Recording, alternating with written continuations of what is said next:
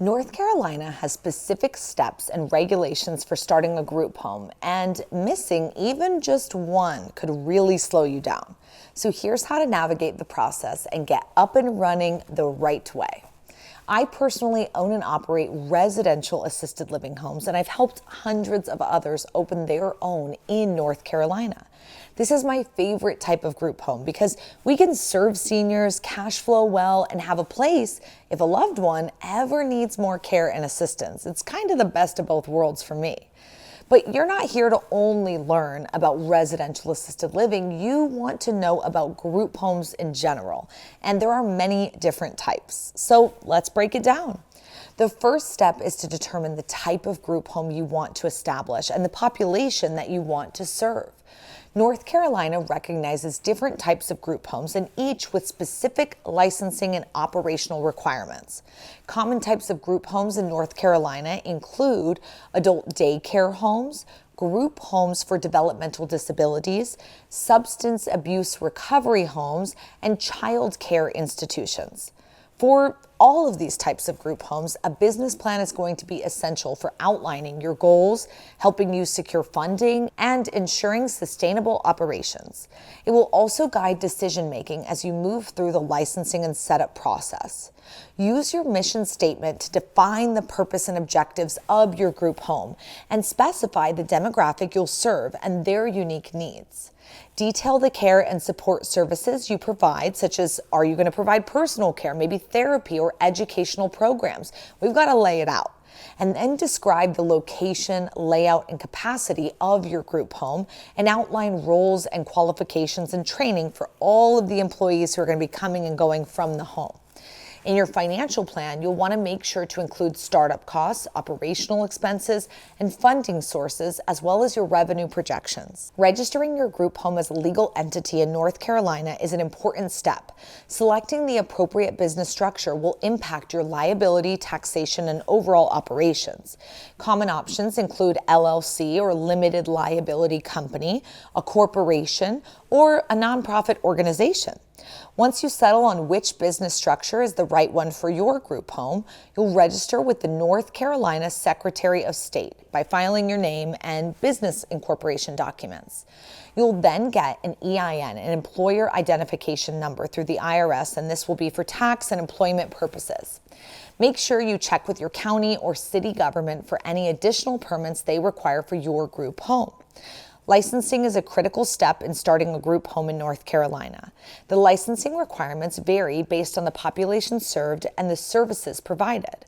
North Carolina Division of Health Service Regulations oversees licensing for adult care homes, mental health facilities, as well as developmental disability services. And the Department of Social Services handles licensing for child care institutions and foster care group homes. To submit an application, first contact the relevant agency to understand specific requirements for your group home. Make sure all owners, administrators, and staff complete criminal background checks and verify that staff meet the minimum education, training, and certification standards for your type of group home. Your facility must pass health, fire, and building inspections to meet safety regulations. This is super important, and don't skimp out on it, okay? Staff should also complete required training like CPR, first aid, or any specialized care training for the population you plan to serve. Additionally, you should develop and submit clear and detailed policies outlining residency care and emergency procedures, as well as medication management. Choosing the right location is crucial for meeting both licensing requirements and creating a safe and comfortable environment for your residents. Start by checking with your local zoning office to confirm the property is zoned for a group home, and make sure the property complies with the Americans with Disability Act, ADA, including adding features like ramps, accessible bathrooms, guardrails, handrails, all sorts of things. Install necessary safety items like fire alarms, sprinklers, and emergency exits, and make sure the property provides adequate living space, including bedrooms, bathrooms, and common areas. Ideally, select a location in a supportive community close to essential amenities and services. You know, opening a group home is a great feat. And I know I mentioned in the beginning, but you really have to have a big why for the particular group that you're serving. It's so important that you feel strongly about that because it will show in your work. And if senior housing and opening an ALF or RAL, anything assisted living, is the type of group home that you're interested in, we've helped students all across North Carolina do just that. Students in Raleigh, in Fort Mill, in Charlotte, in Durham, just to name a few. And hey, nothing's stopping you from being next. Check out this video here where you can learn how to cash flow $10,000 a month on just one ALF home in North Carolina. Developing through your policies and procedures is going to be essential for making sure operations run smoothly and for maintaining compliance. These documents are going to cover all aspects of running your group home, like admission and discharge, resident care plans, maybe even medication management or emergency preparedness, and of course, all your staff training and supervision. Starting a group home in North Carolina involves significant startup costs, including facility acquisition, renovations, licensing fees, and even staffing.